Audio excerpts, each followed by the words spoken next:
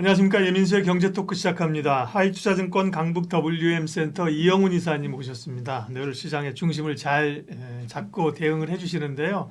오늘 또 투자 전략 얘기하겠습니다. 어서 오십시오. 네, 안녕하십니까. 네, 시장이 뭐 미국 시장은 어려움을 딛고 가는데 국내 증시는 맨날 지지부진해가지고 참 답답합니다. 투자자도 답답한데 업계에 계신 분들 얼마나 답답하시겠어요, 그죠? 요즘 가끔 그런 생각을 합니다. 못 해먹겠다 진짜. 그러니까요. 그런 경우가 근데 제가 보면 한두 번 있었던 건 아닌데. 아, 그럼요. 그렇죠. 뭐 수많은 변동성이 있었지만, 그죠? 뭐 IMF 때는 넉넉고 있을 때도 출근해가지고 장 시작하면 거래도 없이 그냥 점으로 빠진 거를 갖다 그러니까요. 수십 일을 본 적도 있었고 네. 여러 가지 경험을 했죠. 근데 그거는 또 다른 스트레스인 네. 것 같아요. 그러니까 스트레스 계속 있어요. 코로나 때 보세요. 뭐 그냥 지구가 멸망할 것처럼 그죠? 네, 네, 주가 맞습니다. 떨어지고 그런 적도 많았는데 오늘은 이제 2차전지 얘기를 해주신다고 하는데 일단 실적 발표들을 했고요. 실적은 뭐 1분기에 특별히 좋을 걸로 기대 안 했고 네. 역시 뭐 안 좋았고 그죠? 이후에 나오는 방향성이라든지 또 컨퍼런스 콜 하면서 나온 내용들 언제쯤 변화가 올 것이냐 이런 게 이제 관심사인데요. 무슨 얘기부터 좀 할까요? 그러니까 제가 저기 이 채널에 나와가지고 지난번 작년 4분기 컨퍼런스 콜을 제가 정리를 한번 해드린 적이 있었고요. 네. 지금 이제 1분기 컨퍼런스 콜을 전반적으로 업체별로 좀 정리를 해드리면서 이걸 통해 가지고 우리가 아이디어를 좀 어떤 걸 아주 얻어야 될 것이냐, 하반기 투자를 할 때 어디에다 좀 포커싱을 해볼 것인지, 중요하죠. 예. 그거를 조금 말씀을 좀 드리려고 합니다. 예. 먼저 지금 도표가 하나 있는데요. 네. 여기 보시면은 이제 컨퍼런스 콜한 내용을 이거 제가 정리를 한 거고요. 기업별로. 네, 기업별로 정리했는데 우선 이제 자동차 업체들, 네. 테슬라, GM, 포드 이런 쪽부터 시작을 했습니다. 예. 테슬라 같은 경우는 뭐 좀 부정적으로 일단 그 글로벌 EV 차량 판매량 자체를 좀 하방 압력이 있을 거다라고 전망을 했고 전기차 성장 역시 둔화될 거라고 이제 예상을 하면서 ESS 쪽은 좀 성장할 것 같다라는 취지로 얘기를 했습니다. 네. 근데 이제 테슬라가 컨퍼런스 콜 하기 전까지 계속 안 좋았었는데 그 컨퍼런스 콜을 하면서 주가가 급등했었어요. 사실 그날. 급등했었던 게 뭐냐면은 테슬라가 지금 인원을 대대적으로 구조조정을 하면서 네. 저가차 제작과 관련된 인력들을 다 빼버렸었거든요. 그러기 때문에 신차 출시가 안 될 거 아니냐라고 이제 의심을 했는데 컨퍼런스 콜에서 25년 초에 저가차 출시를 하겠다라고 공언을 했고요. 또 한 가지는 이제 그 테슬라가 지금 주력하고 있는 거는 사실 제가 보기에도 전기차보다는 FSD입니다. 예. 네. 그래서 결국은 테슬라의 궁극적인 지향점은 이 FSD를 팔아먹는 회사가 되는 거거든요. 그렇죠. 그래서 지금 이 부분을 좀 포커싱을 했는데 이제 굉장한 자신감을 보여줬고 또 한 가지는 글로벌 자동차 메이커 한 군데하고 라이센싱을 협의 중에 있다. 그리고 이제 8월 달에 로보택시 출시할 거다. 라는 얘기를 하면서 이제 주가가 그때 급등을 하고 나서 바닥을 좀 확인한 그림이거든요. 네. 테슬라는 좀 그런 입장이고 반면에 이제 GM 같은 경우는 1분기 때 진짜 전기차를 별로 팔질 못했습니다. 왜냐하면 이제 볼트의 구형을 단종을 시켜버렸고 얼티엄 셀즈에서 이제 신차 출시가 좀 늦어지면서 판매는 제대로 되질 않았는데 연간 목표치 20만 대를 그대로 유지를 했습니다. 이 얘기는 이제 얼티엄 셀즈에서 이제 그 생산하는 차량에 대해서 강력한 드라이브를 걸겠다는 드라이브 걸겠다는 얘기네요. 네, 그리고 자신감을 보여준데 더해가지고 EV에서 영업이익을 낼 수 있을 것 같다라는 얘기까지 했습니다. 포드 같은 경우는 이제 하이브리드 차량으로 선방을 했는데 EV 차량에 대해서는 이제 죽는 소리를 많이 했고요. 심지어 이제 적차 한 대당 적자 폭이 뭐 얼마가 난다고 얘기를 하면서 생산을 줄일 거다. 그러면서 동시에 이제 부품 업체들한테 단가이나 압력을 또 넣고 이런 식으로 좀 부정적으로 좀 반응을 했고 그에 반해서 실적은 나쁘진 않았어요. 근데 이제 어쨌든 지금 이제 시장을 보는 시각 자체가 그렇게 긍정적인 것 같지는 않다. 그리고 이제 각 회사마다 다 스탠스가 좀 다르네요. 그렇죠? 네네. 여기에 이제 자동차 말고 이제 셀메이커 같은 경우는 엔솔 같은 경우는 리튬 판가 때문에 2분기까지는 뭐 그냥 고객 수요가 회복되는 데까지 시간이 좀 걸릴 것 같고 그 다음에 이제 컨센은 2분기까지는 이제 기대치에 미치지 못할 것 같다. 대신에 하반기는 조금 기대할 수 있을 것 같다는 취지고요. 이쪽에서는 지금 대응하고 있는 거는 이제 ESS 확대에 대비해 가지고 ESS 쪽으로 이제 본격적인 양산을 준비하겠다라는 얘기를 했고요. 삼성 SDI 같은 경우는 이제 상대적으로 공격적인 드라이브를 거는 느낌이었습니다. 그렇죠. 예. 작년 대비해 가지고도 이제 소위 말해서 투자를 줄이지 않을 거고 예. 1분기도 상대적으로 업체들 가운데서는 선방을 했고 이 가운데서 이제 AMPC라고 해서 이제 보조금을 467억 이거 작년 거를 한꺼번에 이제 인식을 했고 올해도 당연히 이제 수익의 인식을 할 것이라고 얘기를 하면서 네. 이 얘기했던 것 중에서 이제 4680 배터리 46파이라고 얘기를 하는데 이 신규 고객 확보에 주력하고 있고 양산 준비를 지금 진행하고 있다. 동시에 이제 전고체 관련해서 그러니까요. 27년에 양산에 대해서 다시 한번 언급을 했습니다. 그리고 이제 SK온은 1분기가 부진했고 이제 고객사 수요가 부진했다는 거는 이제 주로 상대방이 포드 쪽이다 보니까 이제 둔화된 건데 이제 여기서 기대하고 있는 거 하나는 뭐냐면 법인의 수율, 그러니까 전 생산 공장의 수율이 지금 90%까지 다 올라왔다. 그러니까 생산량이 지금 늘질 않아서 그런 거지 올라왔기 때문에 수율 문제 때문에 생산량만 고민이 많았었잖아요. 네네 생산량만 좀 늘어나면 음. 빠르면 뭐 하반기에 BEP도 나오지 않겠느냐라고 기대를 하고 있고 포드가 좀 주춤한 반면에 이제 그 부분을 갖다가 이제 현대차 쪽으로 이제 물건을 좀 돌리는 그런 정책을 좀 취하려고 하는 것 같습니다. 네. 다만 이제 SK온은 최근에 이제 자금 사정이 그렇게 넉넉하진 않기 때문에 네. 투자와 관련된 부분에서 약간의 좀 노이즈는 있는 것 같습니다. 음. 현대차 같은 경우는 이제 전기차 판매 1분기는 저조했고, 근데 이제 하이브리드가 잘 팔렸고요. 4분기부터 전기차 전용 공장이 이제 본격 가동이 된다. 근데 여기서는 전기차만 할 게 아니라 하이브리드도 같이 병행할 거다라고 얘기를 하고요. 인도 성장에 대해서 방점을 찍고 오늘도 기사를 보니까 기사가 아니라 아까 이제 오다가 잠깐 보니까 네. 외신에서 난 것 같은데 이제 인도 공장, 인도 법인 상장과 관련된 얘기가 좀 나온 것 같아요. 그러니까 인도 거래소에 그렇죠. 예. 인도 그 법인이 이제 상장 얘기가 그 전부터 있었잖아요. 근데 그 자금 얘기가 조달을 또 하고 투자를 할 수가 한 번 있겠죠. 더 이제 얘기가 나오는 거 봤을 때는 현대차는 그런 부분에 대해서도 좀 기대할 부분이 있을 것 같고 또 한 가지 최근에 이제 현대차가 급등을 했었던 거는 이제 현대차 자체가 발표한 건 아닌데 이 CEO 인베스터 데이가 원래는 6월이고요. 네. 지금 이제 언론상에는 8월로 연기가 될 수도 있다고 얘기가 나오긴 했지만 여기에서 밸류업 관련된 부분이 구체화되지 네. 않겠느냐. 이제 이런 기대감이 좀 있는 것 같고요. 하루에 9% 올랐잖아요. 현대차가. 네, 저도 깜짝 놀랐고요. 네.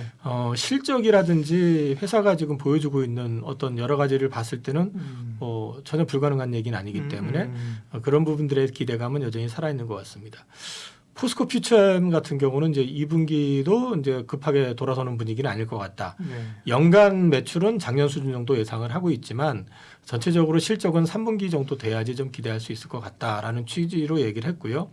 오늘 포스코 퓨처엠이 갑자기 급등을 했습니다. 그거는 장인화 회장이 이제 투자 관련해 가지고 절대로 2차 전지 축소하지 않겠다라는 얘기를 했는데 한데다가 네. EV3에 들어가는 양극재가 포스코 퓨처엠에서 기아 EV3 네네네. 여기 요즘 막 상당히 그 드라이브를 걸고 언론 보도도 많이 되대요. 네, 그런 얘기에다 덧붙여 가지고 음. 공매도 재개 시점이 이제 올해가 아니라 내년 1분기는 돼야 될 것 같다라고 이제 감독원장께서 말씀하신 게 전반적으로 이제 그동안 좀 눌려 있었던 2차 전지 섹터가 돌아서는데 계기가 되면서 퓨처엠이 좀 오늘 많이 올라섰고요. 네. 에코프로 비행 같은 경우는 뭐 실적은 2분기까지 안 좋을 것 같다. 그 다음에 리튬 가격 상승에 대한 부분이 판가 반영되는 건 하반기부터다. 그리고 이제 대신에 기존 투자 계획은 조정하지 않겠다. 그리고 이제 변동이 발생할 때는 고객사와 논의 후에 공유하겠다. 그래서 얘기를 하는데 에코프로 BM 쪽이 이제 주로 거래하는 데가 삼성 SDI하고 삼성 SDI 향이다 보니까 이제 삼성 SDI 유럽 향이 좀 물건이 조금 빠지다 보니까 아마 그 5월달 지금 현재 NCA 쪽 매출이 약간 좀 주춤한 것 같습니다. 에코프로 같은 경우는 뭐 에코프로 BM이나 이제 비슷한 맥락이고요. 2분기까지 실적 부진은 계속될 것 같다라는 취지고 LG화학은 양극재 업체들 가운데서 이제 출하량 기준으로 했을 때 가이던스 올해 연간으로 24% 성장을 얘기했는데 그대로 간다. 이 얘기는 엔솔에서 내재화를 더 강화하겠다는 얘기겠죠. 그래서 이제 실적적인 측면에서는 전방에 계열사가 있다 보니까 아무래도 가장 무난한 회사가 될 가능성이 있고요. 2분기까지는 이제 ASP가 빠지는 그런 그림이 나오고 있지만 양극재는 수익성은 소폭 개선될 것 같다라는 취지고 대신에 이제 캐파 증설 관련해 가지고 좀 보수적인 얘기. 그래서 연간 4조 원 이내에 투자를 하겠다. 그리고 이제 컨퍼런스 콜에서는 엔솔 투자, 그러니까 엔솔 지분에 대해서 첫 계획이 없다고 얘기를 했는데 이게 또 한번 기사로는 또 처분할 것 같은 뉘앙스가 또 한번 나온 적이 있습니다. 그래서 네. 이거는 좀 지켜봐야 될 것 같고요. 포스코홀딩스 같은 경우는 이제 철강 기준으로는 3분기부터 회복이 될 것 같고, 그다음에 생산 능력 확대 계획을 일부 조정할 생각이다. 소재 부분에서. 그리고 이제 그 리튬 관련해 가지고 북미 광석이라든지 남미 여모 리튬 관련된 부분을 계속해서 탐색하겠다.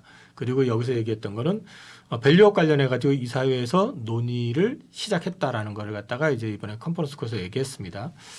큰 회사라서 그런지 조금 의사결정이 더딘 것 같긴 하지만 어쨌든 이제 그런 얘기들이 있었는데, 이런 걸 종합해서 보면은 우선 눈에 특징적으로 보이는 거는 자동차 메이커 가운데서는 그 포드 같은 경우는 철저하게 수익성 위주로 가겠다. 그래서 비용 절감 때문에 부품 단가 인하를 하겠다라는 얘기를 했고, 생산 판매 대수를 감소시키겠다는 얘기를 했기 때문에 포드양 같은 경우는 상대적으로 좀 안 좋을 가능성이 있다.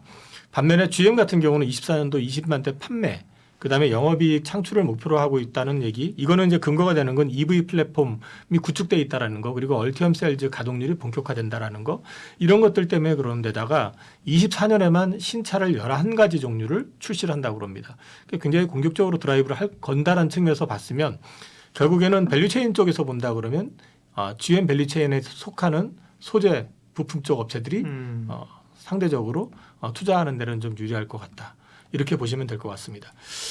NH증권 같은 경우는 이제 상반기는 재고 조정의 마무리 국면으로 예상하고 있고, 하반기부터 반등은 주는데 크게 성장할 것은 어려울 것 같다. 그래서 이제 3분기부터 판가는 반등할 것 같다. 다시 말해서 상반기가 저점일 것 같긴 하지만 이게 돌아서는 게 강력하게 돌아서는 그림은 아닐 것 같다는 뉘앙스고, 신한 같은 경우는 바닥은 확인 중이다. 그런데 하반기는 케이스 바이 케이스. 케바케가 뭔가 그러네. 케이스 바이 케이스. 네. 요거 이제 또 약으로 쓰더라고요. 그래서 네. 저도 붙여봤는데 네. 고객사 생산 의지가 중요하다. 이 얘기는 결국엔 앞서 제가 포드하고 GM을 비교했지만은 네. 결국 가가지고는 적극적인 의지를 갖고 있는 자동차 메이커와 관련돼 있는 밸류체인 업체들을 보시는 게 좋을 것 같다. 그러면 GM 쪽이면 주로 엔솔 쪽이에요? 엔솔이죠. 네. 주로 네. 이제 엔솔이 될 수가 있고요. 그다음에 이제 엔솔과 관련돼 가지고 양극재가 그렇죠. 들어가는 네. 포스코 퓨처엠이라든지 네. 네. LG 화학이라든지 뭐 이런 식으로 예. 보시면 될 것 같고, 또 이제 전해액 쪽에서는 뭐 엔캠이 들어갈 수도 있고 뭐 이런 식으로 이제 밸류체인은 좀 구성이 될 것 같습니다. 좋은 그 코멘트를 해주셨습니다. 이제 속도 조절을 좀 하려는 데가 있고 현실적으로 그렇죠. 네네. 그럼에도 불구하고 계속 그 일정대로 가려는 쪽이 있는 것 같고요, 그죠? 그에 비하면 현대차는 그 사이인가, 그죠? 그래도 하이브리드, 예. 자기 나름의 네. 어떤 방향성은 명확한 것 그렇죠, 같고요. 네. 그 다음에 사실 현대차를 보고 있으면은 저도 모르게 감탄을 하는데, 사실은 제가 현대차 업계에 있으면서 현대차에 대해서 우호적인 생각을 갖기 시작한 지 얼마 안 됩니다. 예. 되게 안 좋게 생각했거든요. 왜요? 그 전까지는 네. 뭐 배당도 거의 없었고, 예. 또 한 가지 차가 이제 내연기관 위주였을 때는 차를 만들면 엔진에 항상 문제가 있었고, 그렇죠. 항상 네. 리콜이 걸렸었고, 예. 리콜이 걸리면은 사실 이런 얘기하면 좀 뭐하지만 그 우리나라에서 네. 그 부분에 대해서 책임을 다해주는 구조도 아니었고, 예. 그랬었기 때문에 저는 좀 네거티브하게 생각을 했는데. 분기마다 뭐 1년에 가끔씩 막 1~2조씩 막 계속 털고 그랬잖아요, 그죠? 그렇죠. 그것 때문에. 그러니까 BPS. 이게 안심하고 투자하기에는 맞아요. 네. 뒤가 항상 구린 느낌, 맞았어요. 예. 캥기는 느낌이었는데 제가 현대차에 대해서 이제는 봐야 된다는 생각을 했었던 거는 전기차 쪽으로 방향 전환을 하면서, 그리고 이제 하이브리드 차, 우리나라의 강점은 항상 보면은 뭘 만든다고 하면 일단 덮어놓고 따라서 흉내를 내잖아요. 네, 그렇죠. 뭐 저기 스마트폰도 역시 그렇죠. 마찬가지였고. 근데 그거를 갖다가 이제 업그레이드 시키는 게 굉장히 빨라요. 음. 그래서 지금 하이브리드 차 기준으로 봤을 때 글로벌 경쟁력으로 보면 토요타보다 낫다고는 얘기는 못하지만 토요타 못지 않다라고는 얘기를 할 수 있는 회사라는 거죠. 그러면 글로벌 그 전기차 업체, 자동차 업체들 가운데서 내연기관, 그 다음에 하이브리드, 전기차 이 세 개의 밸류체인을 다 갖추고 있는 데다가 거기에 경쟁력까지, 특히 전기차 같은 경우는 여기 이제 EGMP라고 하는 이제 플랫폼을 구축해놨잖아요. 그러니까 양산을 통해 가지고 수익화 시키는데 굉장히 빨리 접근할 수 있는 그런 기업이다라는 측면에서 봤을 때는 포텐셜이 크다. 더군다나 밸류도 싸다. 네, 내연기관 쪽에서 항상 지속됐었던 게 싸구려차 만들고 그나마 엔진도 또 늘 그랬었고 했었는데 네. 차량을 좀 고급화하면서 제네시스 브랜드를 키웠잖아요, 사실은. 그렇죠. 이거 참 우스갯소리인데 현대차 안 좋게 보던 시절에 제가 대학원 다닐 때만 해도 현대차에 대해서 얼마나 네거티브였었냐면 저뿐만 아니라 일본 토요타의 렉서스하고 제네시스를 비교를 했었어요. 근데 렉서스를 처음에 브랜드 출시할 때 토요타라는 브랜드를 다 지우고 출시를 했어요. 그렇죠. 예. 그랬기 때문에 렉서스가 처음에 런칭돼서 나왔을 때 이거 유럽 차야? 이거 어디 차야? 다들 이랬어요. 블라인드로 본 거죠. 그렇죠. 차 그랬기 성능만 때문에 보고. 차가 좋으니까 음. 시장에서 그 고급차로 인식이 되면서 자리를 빨리 잡고 그 토요타의 어떤 저가 브랜드를 이미지를 버리고 완전히 이제 고가화 시켜가면서 굉장히 빠르게 성장을 했었는데 현대차는 사실은 제네시스를 만들고 처음부터 현대차 제네시스였잖아요. 그러니까 좋게 말하면 안전빵인데 나쁘게 얘기하면은 이것도 저가 이미지 못 벗어난다고 다들 이거는 정말 돈 안 들이고 거저 먹으려고 하는 욕심일 뿐이다라고 비판들을 당시에 많이 했었어요. 학교에서도 그랬고 이제 저 역시 업계에 있으면서 이제 그걸 단순화시켜서 보면은 야 진짜 돌다리도 이렇게 두들겨 보고 난다고 최대한 그 손해 안 보고 가려고 그런구나라 생각을 했는데 제네시스 브랜드가 지금 굉장히 고가로 자리를 잘 잡고 있잖아요. 이제 현대차의 전략을 보면 이제 제네시스 브랜드를 현대차하고 분리하려고 하거든요.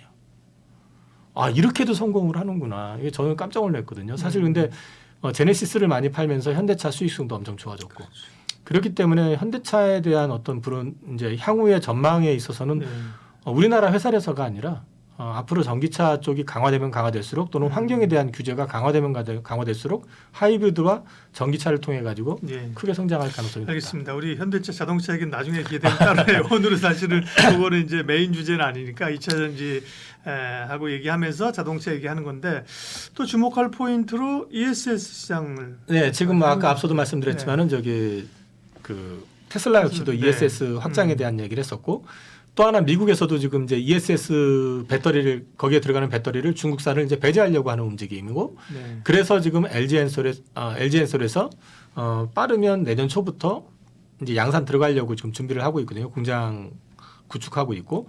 근데 이제 이거를 통해서 본다고 하면은 뭘 보셔야 되냐면은 ESS에 들어가는 소재들 가운데서 그럼 어떤 게 비중이 커지느냐. 양극재도 들어가고 거기에 음극재도 들어가고 하는데요. 상대적으로 많이 들어가는 거는 전해액이 NCM에 들어가는 전해액 그 비중에 비해서 ESS 쪽에 들어가는 게 2배 정도 들어갑니다.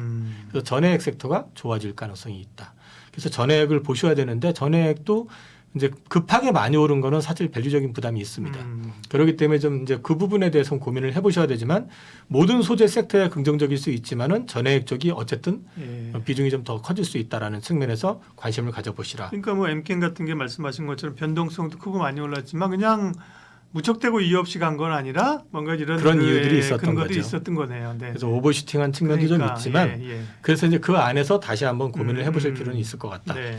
그리고 이제 LG엔솔이 8월인가요? LG엔솔이 8월인가 그럴 거예요. 그리고 파나소닉도 역시 그 8월 9월경부터 양산 시작하겠다고 하는데 46파이 원통형 배터리가 이제 출시가 됩니다.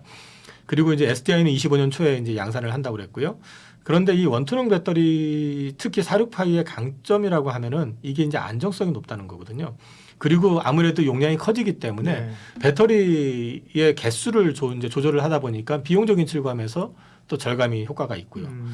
그런 것들이 있기 때문에 요거를 이제 주목해 보셔야 된다라는 게 뭐냐면 첫 번째는 이제 발열량을 크게 줄일 수 있다고 그러고요. 그 다음에 이 안정장치, 이 뭐 벤트나 CID, PTC 같은 안정장치를 보유하고 있다. 그 밑에 지금 언급을 해놨기 때문에 이거는 그냥 그걸 보시면 될 것 같고요. 이 파우치 대비해서 화재 폭발 위험성이 굉장히 작다.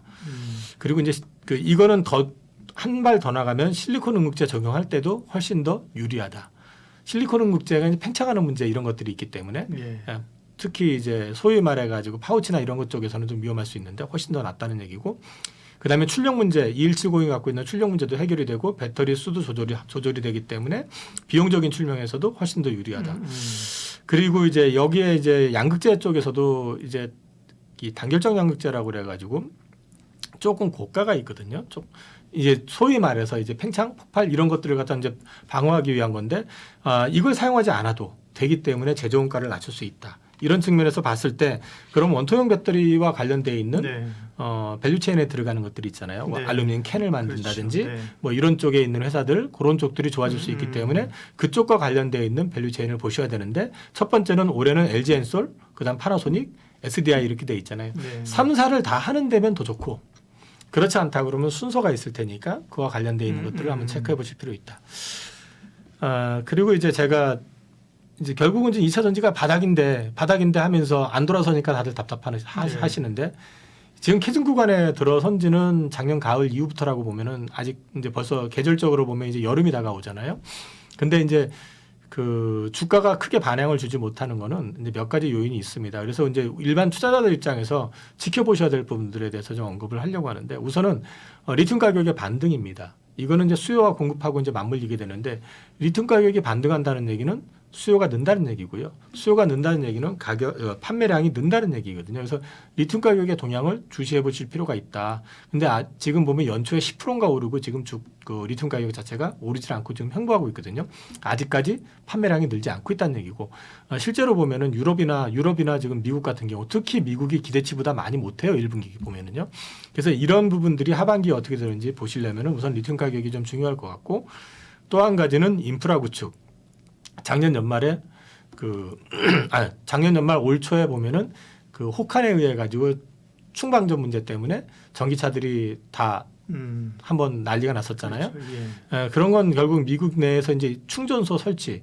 근데 충전소가 돼 있어도 문제는 뭐냐면 충전 시간이 길어져 버리면 그것도 또 문제가 되는 거거든요. 그렇죠. 그래서 이제 결국에는 충전 시간과 관련된 부분들. 그리고 또 한 가지는 전력 인프라. 급속 충전이 되면 충전소가 사실은 캐파가 늘어나는 거하고 똑같은 효과가 있는 거잖아요. 그렇습니다. 그렇죠. 예. 그런데 전력 인프라도 또 보셔야 됩니다. 전력. 그리고 지금 전력 문제도 좀 항상 네. 얘기가 되기 때문에 이것도 체크를 해보셔야 되고요.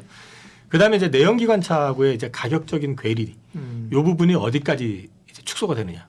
최근에 이제 배터리가 많이 가격이 떨어졌기 때문에 생각보다 많이 줄었거든요. 거기다가 네. 보조금을 받으면 이번에 GM에서 출시하는 그 에퀴노스 같은 경우는 3만 불 밑으로 구매가 가능하대요. 보조금하면 한 2만 7천 불? 그 정도에서도 차를 구매할 수 있다고 하거든요. 그러면 상당히 가격적인 측면에서 내려온 건 맞아요. 그러면 이제 이런 것들이 시장에서 실제로 내놨을 때 어떻게 어필이 될 것이냐. 지금 이제 앞서도 말씀하셨지만 그 기아의 EV3 같은 경우도 네.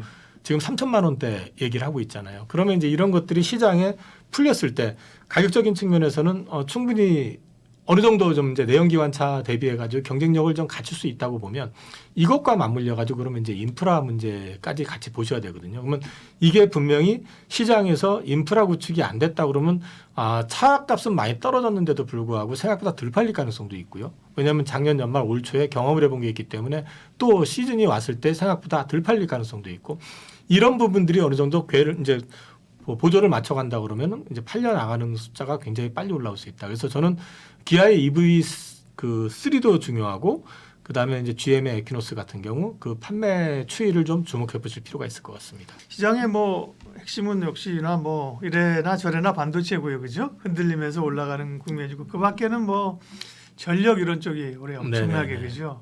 올랐고 화장품 최근에 음식료 이런 쪽도 관심이 있고요. 바이오는 뭐 그 기조에 항상 관심 있는. 그래서 최근에 올랐는데 HLB 관련된 노이즈가 있으면서 좀 한번 덜커덩했습니다. 네, 일단 그 HLB 얘기하기 전에 네. 그 제가 이제 도표를 하나 가져온 게 있는데 네. 이게 이제 그 2019년부터 22년까지 월 평균 코스닥 제약 지수 수익률 네. 관련된 겁니다. 그래서 이제 이걸 먼저 보여드리는 거는 예. 기조적으로 아니면 평균적으로 5월하고 6월은 좀 주가 자체가 좀 약했었다. 그렇기 때문에 5월하고 6월은 약했고 보시면 7월, 8월은 또 강했고요. 이 얘기는 뒤집어 놓고 얘기하면 5월, 6월 중에 쌀 때 주식을 한번 사보실 필요가 있을 것 같다. 그리고 이제 그 시황 관련해서 지난달에 제가 왔을 때 말씀을 드렸지만 개인적으로는 금리 인하가 저는 9월이 아니라 그 전에 될 가능성이 높다고 보고 있거든요. 특히 이제 여전히 여전히 저는 그렇게 보고 있습니다. 그래서 이제 7월 말 8월 초가 아마 이제 7월 FOMC가 있기 때문에 네. 그때 가능성이 좀 있지 않을까. 저는 그렇게 보고 있고 이제 여기선 시황 얘기할 건 아니니까 네.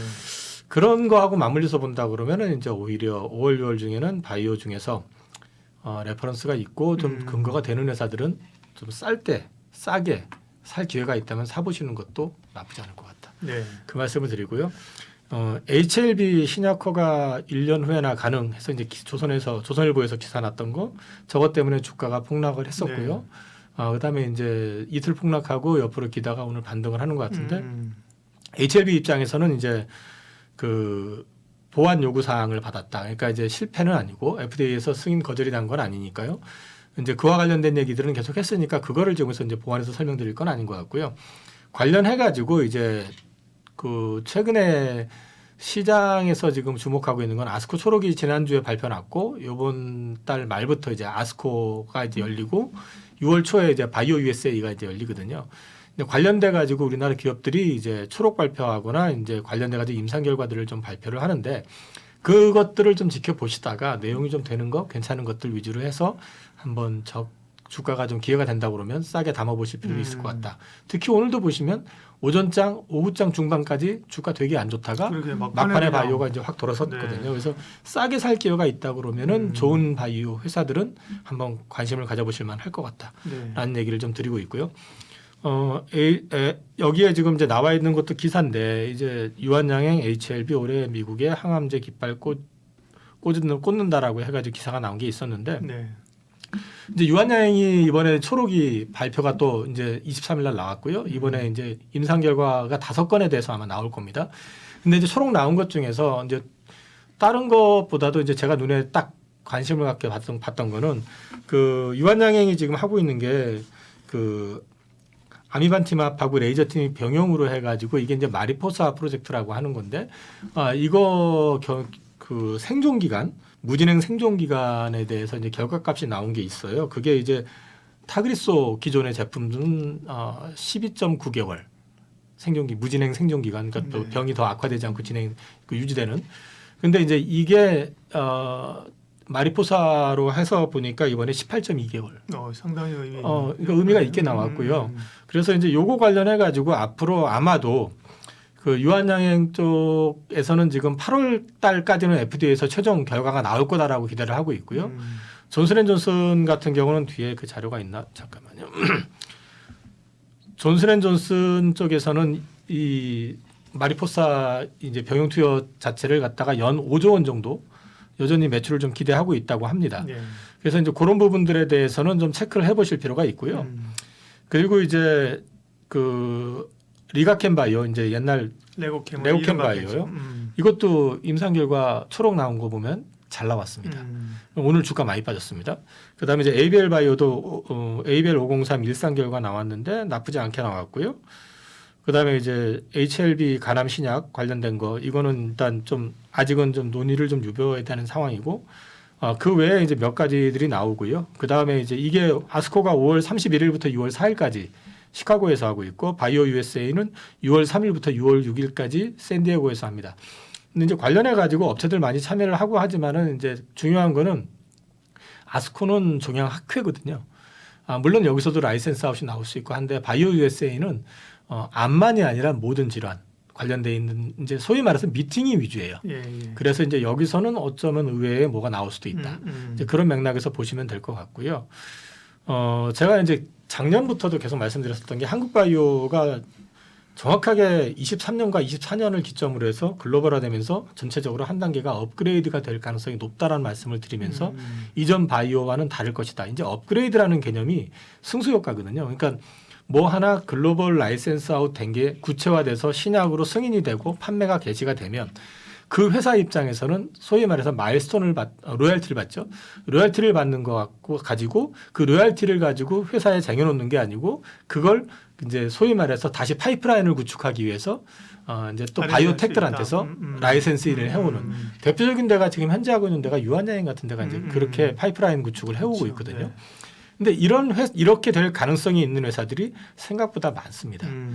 지금 일단 뭐 셀트리온 같은 경우는 진펜트라라고 해서 램시마 SC 제형이 미국에서 신약 승인이 났고 서정진 회장은 여기는 제가 1조 원대 블록버스터급 기대를 한다고 이제 기사가 난 걸 보고 했는데 서정진 회장은 이게 최대 뭐 5조 원 얘기까지 하시더라고요. 그러니까 이제 그 정도 되면 진짜 블록버스터가 되는 거거든요. 그러니까 이제 그런 말씀도 있었고 그다음에 이제 유한양행 같은 경우도 앞서 말씀드린 거 그 마리포사 프로젝트 그 마리포사 병용투여하는 거 렉나자하고 그 아미반티맙 이 병용투여하는 걸 가지고 매출 5조 나온다 그러면은 이쪽에서도 로열티만 가지고도 이제 그 최소한 1,000억 단위 이상 로열티가 들어올 수 있다라는 거.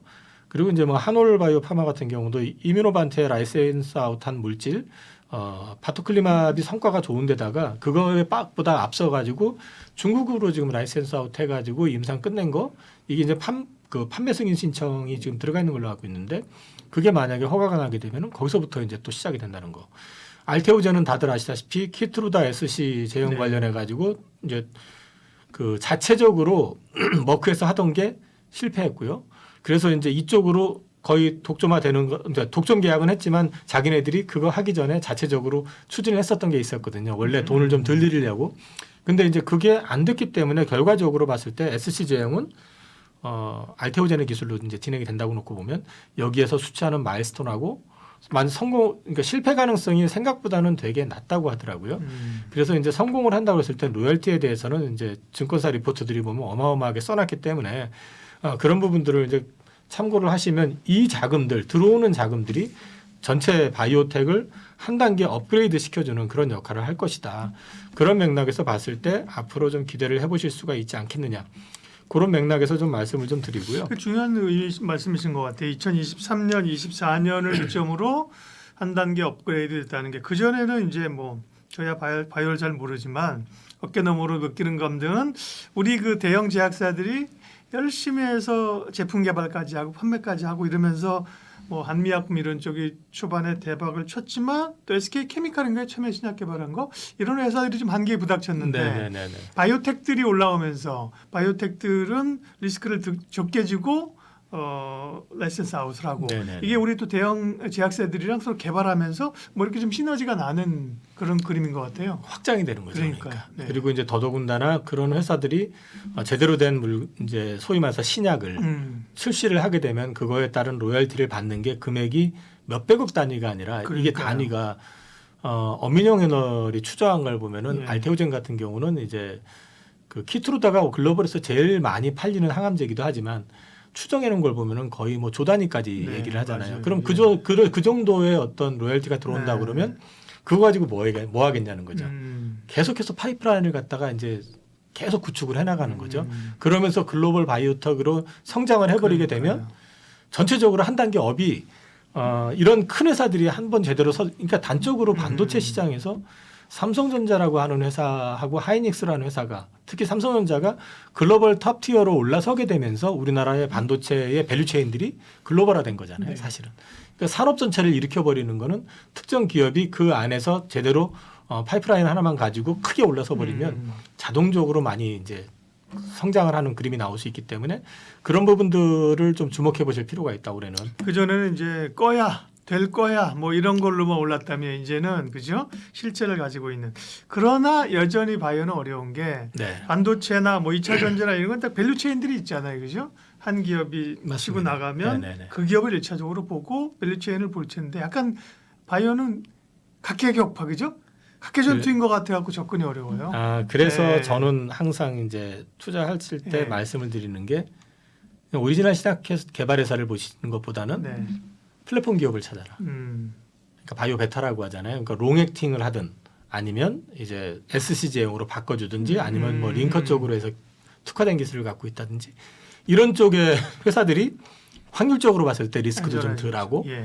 그 다음에 어떤 임상 하나가 실패한다 하더라도 그 플랫폼 자체가 이상이 없으면 그 물질에 대한 실패이기 때문에 다른 것에도 적용이 적용할 수 가능하니까 있죠. 그렇죠. 상대적으로 리스크가 좀 덜하다. 그런 맥락에서 이제 저는 이제 플랫폼 쪽을 많이 말씀을 드리고 네. 있고요. 제가 이제 바이오 투자할 때 이제 체크 포인트로 좀 정리해 놓은 게 있습니다. 늘상 말씀드리지만 기업 얘기는 거의 다 한 것 같고요, 그죠? 네네. 네. 늘상 삼천당제약 같은 경우는 되는 거예요. 얘기가 많았잖아요, 그죠? 삼천당 제약 같은 네. 경우는 일단 아일리아 시밀러 관련해 가지고 계속해서 라이센스 아웃 얘기가 나오고 있고 이제 예. 남아 있는 게 아마 미국 쪽 그다음에 유럽의 이제 주요 국가들 몇 개가 더 남아 있는 것 같긴 한데 네. 되면 좋고요. 음. 되면 좋고 그다음에 이제 현재까지는 특별히 뭐 걸림돌이 있거나 이런 건 아닌데 다만 한 가지 이제 판매 시기가 언제냐에 대한 문제 네. 이게 남아 있는 것 같고요. 그 다음에 이제 경구형 그 인슐린 투여라고 그러나요? 당뇨병 관련돼 가지고 그 치료제 임상 관련해 가지고 지금 이제 일상 끝나내는 뭐 중국 업체랑 애로를 한다 뭐 이런 얘기를 했었는데 그건 예. 가봐야지 되는 거니까 지금 시점에서는 저는 우선순위에서는 조금 네. 네. 이미 뭐 라이센스 아웃도 많이 했고 예, 예. 근데 그게 바로 팔리는 건 아니기 때문에 좀 지켜봐야 될 부분들이 있으니까 그거는 좀 상대적으로 그것들보다는 좀 덜 올라 있거나 예. 이제 상대적으로 좀 편안한 걸 좀 보시는 것도 어떨까 싶습니다. 그럼 바이오 이제 봐야 될 기본적으로 봐야 될 내용이나 시기사항 그렇죠? 네. 그렇다면 이제 바이오 투자 시의 전략 포인트 알려주십시오. 상대적으로 좀 리스크를 조금 더는 음. 방식이라고 보시면 되고요. 첫 번째는 누가 카드라 해가지고 사시면 안 됩니다. 네. 이건 바이오뿐만 아니라 주식은 네, 다 마찬가지입니다. 네. 바이오가 특히 더 하죠. 네. 바이오 같은 경우는 특히 너만 알고 있어 하는 건 100% 문제가 될 가능성이 있으니까 바이오는 정말 공부를 하셔서 사셔야 되고요. 네. 제가 계속 말씀드리지만 그럴 자신이 없으면 바이오를 하지 마시든지 아니면 ETF를 차라리 하시는 게 낫다. 그 다음에 재무적인 측면에서 봤을 때 최소 2년 이상의 현금 유동성을 갖고 있어야 된다. 증자 또는 시비 이런 거에 대한 리스크에 노출이 많으면 주가의 변동폭도 커지게 될 거고 그렇죠. 항상 그런 부분이 있기 때문에 2년 이상 현금 유동성이 있어야 되고요. 그다음에 사업성 측면에서 이제 개발하는 신약 자체가 너무 작은 거 이런 거보다는 좀 큰 범위에 있는 거, 그렇죠. 뭐 당뇨, 항암 뭐 이런 것들이 있잖아요. 비만 뭐 이런 거. 그런 그런 쪽으로 이제 돼 있는 것들이 아무래도 음. 마켓도 크고 그다음에 이제 소위 말해서 외국으로 기술 수출을 할 때 상대적으로 좀 그 선택의 폭도 좀 넓다라는 네. 거. 그리고 조금 더 디테일하게 보시면 기업체보다 이제 그 사업 보고서를 보시면은 국제과제 수행이나 과거 라이센스 아웃 이력이 있어요. 그런 것들 한번 체크해 보실 필요가 있습니다. 라이센스 아웃 뭐 중국에 들어보지 못한 회사에다가 뭐 5억 뭐 10억 계약금 받고 한 거 이런 거 말고 뭐 국내로 얘기하면은 최소한 유한장애인이나 한미약품이나 뭐 이런 쪽에 좀 급이 되는 쪽하고 협업을 했거나 아니면은 이제 해외 빅파마들하고 빅파마들하고 이제 했던 거 이런 경력이 있거나 아니면 국책 과제로 기술 관련됐던 거를 갖다 이제 네. 그 과제 수행을 했었던 적이 있든지 이런 걸 좀 보셔야 되고요. 네. 그리고 이제 저는 이건 제 방식입니다. 뭐 임상 실패하고 나서 재설계해서 그 성공하는 경우들도 있기 때문에 근데 저는 가급적이면 임상 실패하고 나서 재설계하는 기업들은 가급적이면 투자를 안 합니다. 이제 여러 가지 경우가 있는데 임상을 재설계해서 하게 될 경우에는 아무래도 시장 폭이 1차 치료제 시장이 될 가능성은 좀 제한적일 수 있다. 그러니까 좀 1차 치료제 시장이 가장 큰 시장이거든요. 이게 뒤로 가면 갈수록 이제 약의 선택의 폭이 좀 제한되시는 그러니까 소위 말해서 중증 환자들에게 네. 이제 가는 거기 때문에 이제 시장 자체가 작아지는 그런 측면도 있고 그래서 저는 이제 좀 기왕이면 이제 임상을 한번 실패를 한 회사 다시 재설계하는 것들은 저 같은 경우는 네. 투자를 좀 자주 하는 성공 편이고요. 확률도 그렇고 이제 범위 자체가 좁아질 수 있다는 말씀이신데. 그 다음에 회사 전화해 보면요, 네. 주식 담당자 역할이 되게 중요합니다. 네. 그러니까 주식 담당자들이 극단적으로 불친절한 회사들은 바이오뿐만 아니라 어느 기업이든 사실은 주가로서 기대할 부분이 없어요. 왜냐하면 저는 어떻게 생각하냐면 주식 담당자들이 그렇게 좀 소위 말해서 주주들을 냉대하고 좀 박대하는 그 주담이라고 하면 그거는 그 사람의 인성의 문제일 수도 있지만 그 기업의 그 분위기일 수도 있다라는 거죠. 그러니까 그 기업이 그만큼 직원에 대한 배려나 아니 그러니까 회사에 대한 불만이 있기 때문에 자기 일에 대해서 열심히 안 하는 그런 것도 좀 있을 수 있다. 그리고 제가 근데 반대로 막 좋게 얘기해 주는 것도 다 믿으면 안 되잖아요. 그것도 조심해야 됩니다. 네. 그러니까 이제 통화를 해보실 때 네. 너무 주가적인 측면에서 낙관적인 얘기를 하는 것도 믿으시면 안 돼요. 네. 그리고 제가 항상 그 바이오 투자할 때 말씀드리는 것 중에 하나가 바이오 개발할 땐 개발자 오너도 모릅니다. 성공 여부는. 그런데 주담이 뭘 다 알고 있고 우리 돼요, 이거는 좀 심하게 말씀드리면 네. 뻥일 가능성이 네. 높습니다. 그냥 부풀린 거죠. 네. 그러니까 이제 뻥이라기보다는 부풀렸을 네, 가능성이 네. 많죠. 그래서 그런 부분들보다는 객관화된 내용을 가지고 데이터를 가지고 설명을 해주는 네. 그 다음에 이제 그 공부를 하다 보면은 용어나 내용이 되게 헷갈리는 게 많거든요. 그럼 물어보시면 그쪽에서 그거에 대해서 친절하게 응대를 해주는 데가 있고요. 귀찮아 가지고 막 그것도 모르고 전화했어요라는 뭐 약간 식의 그죠? 그럼 그건 분명히 차이가 있다라는 거죠. 그래서 이제 그런 것들 한번 보실 필요가 있다. 그리고 이제 단일 아이템에 올인하는 회사는 가급적이면 조심하시라. 왜냐하면 이제 실패를 한다는 얘기가 아니라 단일 아이템이기 때문에 그렇죠. 예. 안 됐을 경우에 리스크가 크다라는 거죠. 앞서 이제 우리 박사님 말씀하신 것처럼 너무 거창해도 경계해야 된다는 얘기도 거기 집어넣었죠. 그리고 이제 최근 시장 트렌드에 좀 맞는 걸 보셔야 그렇죠. 된다. 예. 그 전에 제가 여기서 이제 바이오만 1시간 동안 해가지고 정리할 때 비어게인이라고 맞아요. 작년에 한번 예, 말씀드렸던 게 있습니다. 뇌질환. 음. 그 다음에 ADC 표적항암제 네네. 요즘 핫하잖아요. 네네. 그 다음에 GLP-1 비만 당뇨. 음. 그 다음에 AI 그리고 내시라고 해서 비알코올성 지방간 치료제. 이쪽이 지금 시장에서 메인스트림 안에서 신약 개발이 활발하게 진행이 되고 있기 때문에 이쪽과 관련돼 있는 기업들을 공부해 보시는 것도 괜찮을 것 같다. 그래서 저는 바이오 투자하실 때는 늘 강조를 드리지만은 투자해 놓고 나서 물려가지고 나 이거 어떻게 해? 이렇게 하시는 순간 답이 없습니다. 그건 듣고 했다는 얘기거든요. 본인이 알고 하셨거나 아니면 내가 알았어도 잘못된 판단일 수도 있잖아요. 그 경우에 대해서는 본인 스스로 냉정하게 판단을 하셔야 되고 그다음에 또 하나 삼성전자를 사놓고 삼성전자와 관련된 거를 매일같이 업데이트하고 공부는 안 하잖아요. 그렇죠. 어떤 기사가 났는지 예, 뭐. 예. 근데 바이오는 매일 그렇게 하셔야 됩니다. 그러니까 일단 공시가 투자를 해놨을 나는지. 때 어떤 기사가 나오면 그 기사 나온 거 보고 밸류 판단. 이게 뭐지? 음. 싶으면 바로 전화를 해서 그 기사에 대해서 확인을 하셔야 됩니다. 그래서 번거로울 수 있어요. 근데 왜 바이오를 하느냐? 다른 섹터보다 힘든데 성과가 개인이 나면 크군요. 리턴이 네, 엄청 네. 크기 때문에 바이오들을 관심 있어 하는 거죠.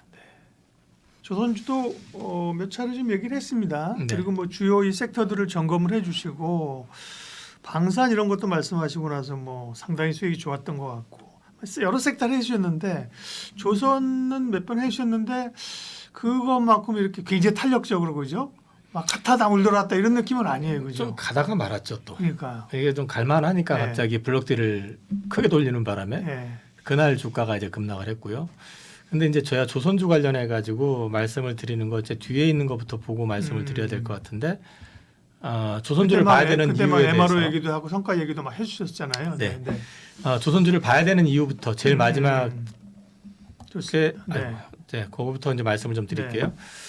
일단은 조선주를 봐야 되는 이유에서요. 지금 시장에 대한 성격에 대해서 먼저 좀 말씀을 드리면 5번이 이번 성장은 Q는 유지되지만 P가 성장하는 그림이다.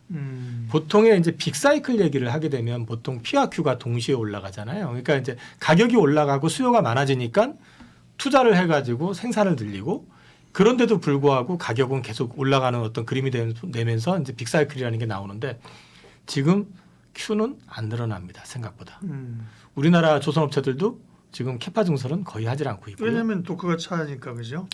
왜냐면 지금 한번 당해봤기 때문에 과거에 2008년 이후에 예. 이제 그때 이제 소위 말해서 조선 진짜 빅사이클이 한번 터졌을 때 이거는 수주를 끊임없이 받는 것 같고 그 다음에 이제 그 당시 분위기가 앞으로도 계속해가지고 뭐 발주가 나올 것 같다고 하니까 중국 업체들도 그때 당시만 해도 막 그냥 보조금 받아가지고 너도 나도 캐파 증설하고 우리나라 기업체들도 다 캐파 증설을 했다가 갑자기 금융위기 터지고 네. 모든 게 올스톱 돼버리면서 박살이 났죠. 죽다 살아났죠. 네, 죽다가 지금 살아났죠. 변압기도 그렇대요. 변압기 엄청 오르는데 거기도 몇 년 전에 적자 나고 그런 사이클에 걸려가지고요. 네네. 이번에도 이제 막 수주가 들어와도 서로 그러니까 캐파를 막 많이 안 늘리면서 그러다 보니까 결국은 피가 올라가는 거 똑같은 얘기를 하더라고요. 애널리스트가. 근데 이게 이제 어느 순간에 누구 하나가 본격적인 증설을 하잖아요. 네.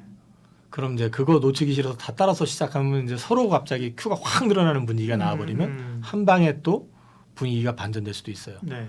그러니까 이제 사실은 지금 조선업체들 같은 경우는 업체들의 글로벌 조선소의 3분의 1만 남아 있습니다. 2008년 대비해 가지고 특히 중국이 많이 없어졌고 우리나라도 반 이상이 없어졌고요. 그러다 보니까 이제 이런 부분들에 대해서는 되게 조심하고 있고 한 번 심하게 맞아봤기 때문에 다시 하는 거에 대해서 좀 주저하고 있다. 그렇기 때문에 이번 상승 사이클을 2000년대 초반 2004년부터 2007년까지 그런 어떤 그림을 보시면서 조선을 보시면 답답할 겁니다. 꾸준히 우상향을 할 것 같고요. 만약에 증설이 크게 일어나지 않는다 그러면 생각보다 이 사이클은 길게 갈 것 같고요.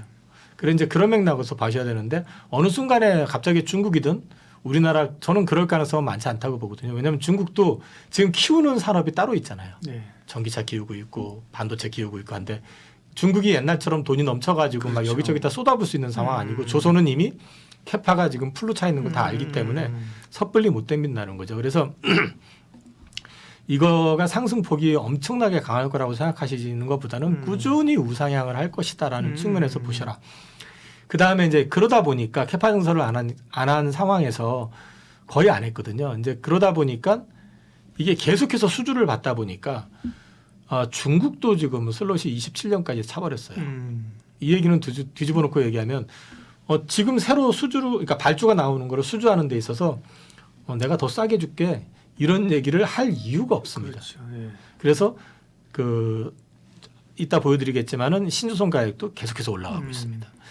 그리고 이 신주성가의 상승이 지속되는 과정에서 주목이 되는 거는 뭐냐면 기존 상선이나 탱커의 그 가격도 오르지만 LNG하고 그 암모니아선 이런 쪽에 소위 말해서 이제 고부가선들이 계속해서 나오는 거죠. 암모니아선 같은 경우는 이제 수소 산업 때문에 암모니아 운반선이 지금 이제 나오고 있는 거고 네. LNG선 같은 경우는 뭐 해마다 지금 56척에서 60척 사이가 나오고 있는 상황이고 중국도 수주를 받고 있지만 대체적으로 보면 중국에서 수주하는 경우는 중국 선주가 중국인 경우 대개의 경우는 이제 우리나라 조선소들이 받고 있고요.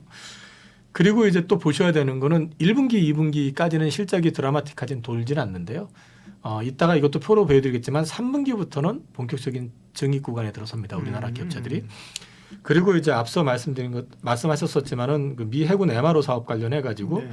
우리가 들어가고 싶었던 산업이긴 한데 우리가 들어가고 싶으니까 나 좀 껴주세요 했던 게 아니라 미 해군이 필요해 가지고 직접 우리한테 요청을 해서 우리의 울산하고 거제조선소를 방문을 했고 그 다음에 미국으로 우리나라 하나오션 그 다음에 현대중공업의 부회장들을 초빙을 해가지고 직접 이제 들어가가지고 협의를 하고 그래서 이것은 구체화될 가능성이 있다.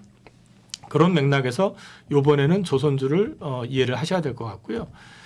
관련해 가지고 신주성가 차트입니다. 계속해서 올라가고 있는 네. 거. 아직까지는 피크 찍었을 때 2011년도 그 192였나 거기까지는 올라가진 않았어요. 거의 다 왔네요. 네, 그런데 이게 이제 아직까지 더 오를 수 있다라고 보는 거는 앞서 말씀드린 것처럼 캐파 증설이 거의 되질 않고 있어요.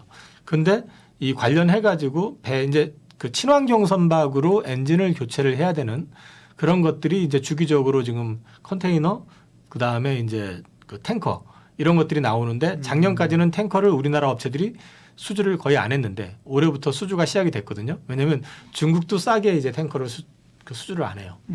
아까 말씀드린 것처럼 27년까지 다 차버렸기 때문에 그러다 보니까 이제 그런 맥락이면은 이제 우리나라 기업한테 맡기는 그리고 이제 이거는 뭐 큰 영향 줬다고 생각할 수 없지만 하나의 플러스 알파는 될 수 있겠다. 바이든 대통령이 중국에서 제작한 선박이 미국 항구에 정박했을 때는 입항을 못하게 하는 게 아니라 거기다가 과징 물린다. 네, 관세를 물리겠다. 뭐 심리적으로 봤을 때 어차피 중국 애들이 싸게 파는 게 아니면 네. 할 데가 없잖아요, 사실. 그렇죠. 그런 맥락이 있고요. 그 바람에 지금 이제 캐파를 증설을 하지 않다 보니까 이게 지금 중고선 가격인데요. 계속 오르고 있습니다. 계속 오르고 있고요. 그리고 이거는 이제 현대중공업 관련해 가지고 수빅 그 조선소 이게 옛날에 이제 한진중공업 필리핀에 있던 조선소인데 그거를 이제 이쪽에서 활용을 해 가지고 아마 여기서 유지 보수하는 거 이게 아마 방산으로 들어가지 않을까 싶어요. 이제 그런 거를 진행하고 있다라는 이제 기사가 난 거를 제가 캡처한 거고요. 이게 지금 NH투자증권에서 이제 최근에 나온 리포트가 있어가지고 제가 이제 그걸 그대로 따왔는데 네. 보시면 첫 번째 타이틀이 당분간 성과는 계속 강세가 예상이 된다 이렇게 되어 있죠. 여기 그 리포트 나온 날 기준으로 했을 때 185.9. 근데 이게 지금 보면은 역대 최고치 대비해가지고 근접은 했고요. 네. 근데 이게 더 오를 가능성이 높다라고 보는 거는 계속해가지고 이 슬롯이 지금 제한돼 있기 때문에 결국에 가가지고는 자기네들이 받기 위해서는 더 비싸게 갈 수밖에 없는 구조가 될 가능성이 높다. 그리고 이제 여기 나와 있는 내용 다음에 보시면 하반기는 해양 플랜트, 방산, LNG선이 핵심이 될 것 같다. 이렇게 나와 있는데 LNG선이야 뭐 지금 다 알고 네. 계시는 거니까 해양 플랜트 관련해 가지고 우리나라에서 이 F 방산도 뭐 기대감이 있는데 해양 플랜트는 옛날에 뭐 SPS 뭐죠? 그 뭐라 그러지? 고생들 많이 했는데 옛날에 해양 플랜트 그죠? 네, 고생을 네. 하면서 네. 그때 당시에 이제 유가 폭락했었고요. 네. 왜 그렇게 박살이 났는지를 보냐면 네. 발주를 했었던 회사들이 네. 유가가 폭락을 하니까 그거를 인수해 가지고는 답이 안 나와요. 첫 번째. 꽂아봤자 적자가 그렇죠. 네, 되니까. 네. 그럼 두 번째는 기술이 부족하니까 사실 그때 당시에 우리나라 그 업체들이 조선 업체들이 일감이 없으니까 싸게 그러니까 마진을 갖다 최소로 붙여가지고 수주를 했는데 이 기술적인 측면 설계부터 시작을 해가지고 기술적인 노하우가 전혀 없는 상태에서 하다 보니까 비용이 많이 들죠. 비용도 많이 들고 그 다음에 납기를 못 맞추고 이러면서 이제 페널티를 물고 그렇죠. 취소당하고 이러면서 네, 네. 굉장히 애를 먹었죠. 예. 근데 이제 이런 부분들이 노하우도 좀 쌓였고요. 그 다음에 이제 FLNG 같은 경우는 LNG 저장고잖아요. 저기 네. LNG를 갖다가 캐리해가지고 바다에서 저장해놓고 이거를 육지로 옮기고 하는 건데 이제 이 저장고 같은 경우는 우리나라에서는 삼성중공업이 글로벌 탑입니다. 그리고 이제 다른 업체들도 물론 하기는 하지만 어쨌든 그쪽에 있어서는 독보적인 역할을 하고 있기 때문에 이쪽 관련된 수주는 상당 부분이 그쪽에서 되고 있고요. 그리고 이제 특수선, 군함 뭐 이런 거 관련해서는 지난번에 출연했을 때 제가 국가별로 네. 뭐 설명을 좀 드렸었어요. 필리핀의 군함, 잠수함, 그다음에 폴란드 잠수함, 뭐 캐나다 잠수함 해가지고 설명을 드렸었는데 그런 것들이 지금 이제 진행되고 있는 게 있고요. 그다음에 이제 방산 관련해 가지고 한 가지 더 봐야 되는 거는 아까 MRO 말씀을 드리면서 이제 우리가 주목하고 있는 거 하나는 뭐냐면 현대중공업 같은 경우도 미국 현지의 조선소를 인수하려고 합니다. 단순히 그게 이제 MRO만 하는 게 아니라 군함까지 염두에 두고 접근을 한다는 거죠. 이 경우에는 얘기가 또 달라집니다. 군함을 만약에 미국에 납품한 이력을 레퍼런스를 갖게 된다 그러면 이거는 방산시장에서 갖게 되는 의미는 생각보다 되게 크거든요. 특히 잠수함 같은 경우는 3,000톤급 이상 잠수함을 제작할 수 있는 국가도 몇 개 안 되고요. 그 다음에 이제 그럴 가능성이 바로 있을 것 같지는 않은데 혹시라도 잠수함까지 만약에 우리가 한다 그러면 그거는 우리가 이제 향후에 잠수함 시장에서 생각보다 굉장히 경쟁력을 강화시킬 수 있는. 근데 저는 그거는 뭐 확률적으로는 높지 않다고 생각은 하지만 이제 예를 들면 이제 그런 부분이 있다라는 걸 말씀을 드리는 거고요.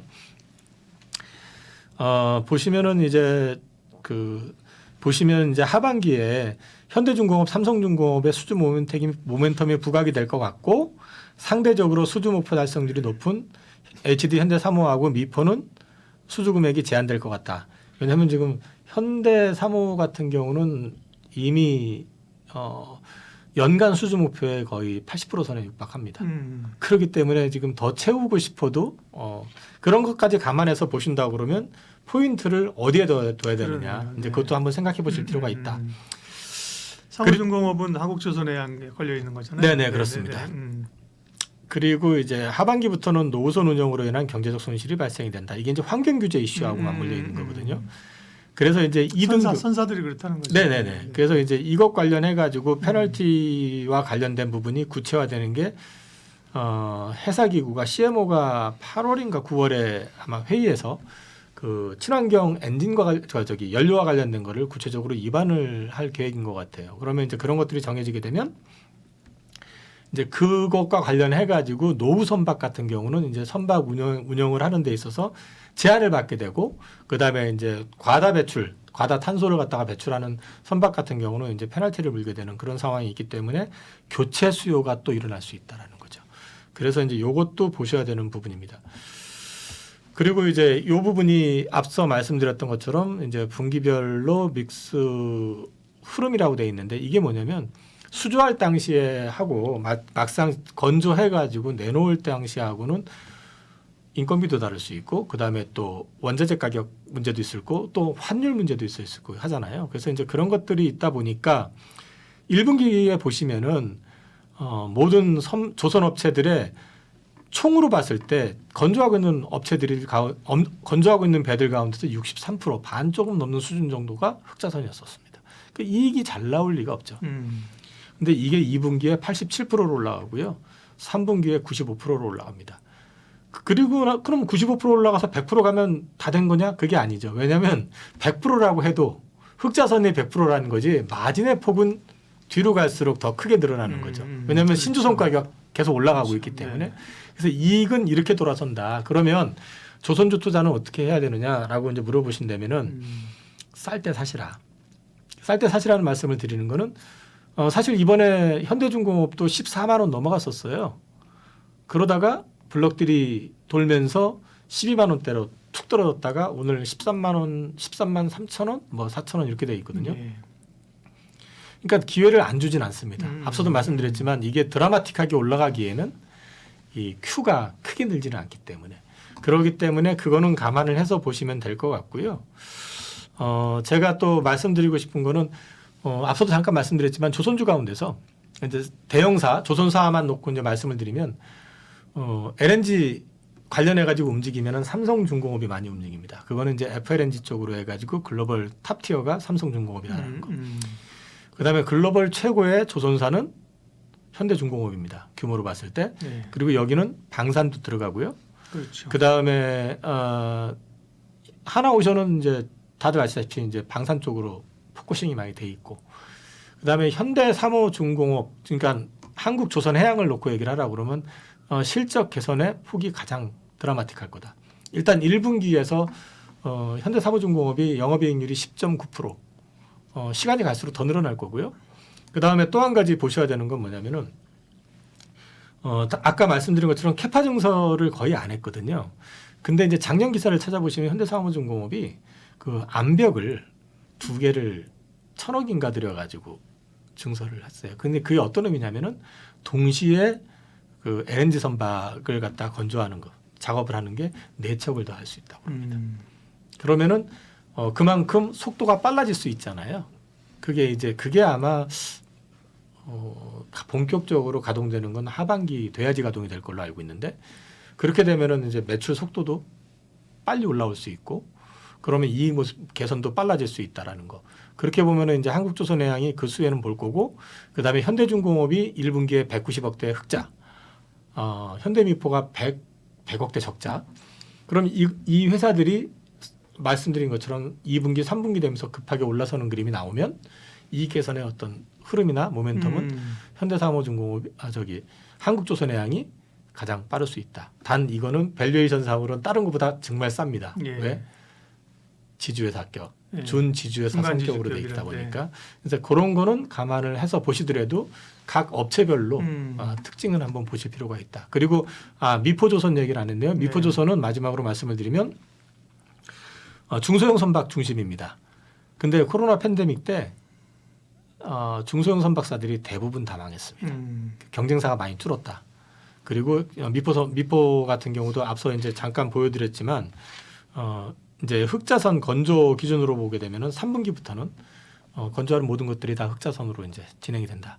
그런 맥락에서 봤을 때 좋아지는 그림은 미포도 3분기부터는 확연히 좋아진다. 그렇게 보시면 될 것 같습니다. 다 좋은데요. 그러니까 이제 조선업 같은 경우는 아까처럼 업황이 좋아지면 조금 이제 선종의 차이, 시차의 차이인 거지 이렇게 같이 좋아지잖아요, 그죠? 네네.